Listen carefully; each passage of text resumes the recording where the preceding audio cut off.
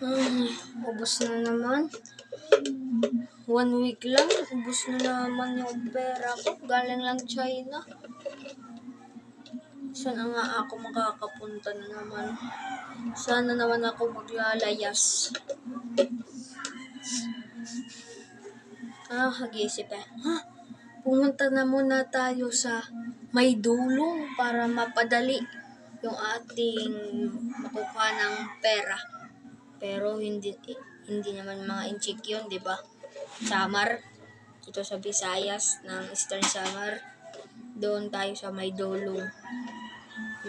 Titeleport na naman. Dito na ako sa may dulong.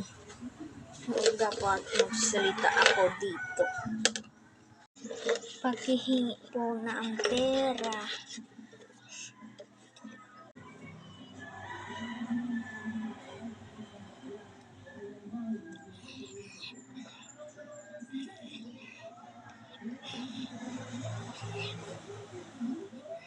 Palimos po.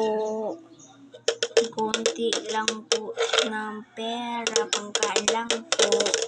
Sige, bigyan na lang kita. Kakaawa ka naman. Ito. Ito. 500. Pag-iingatan mo yan, ha? Thank you po.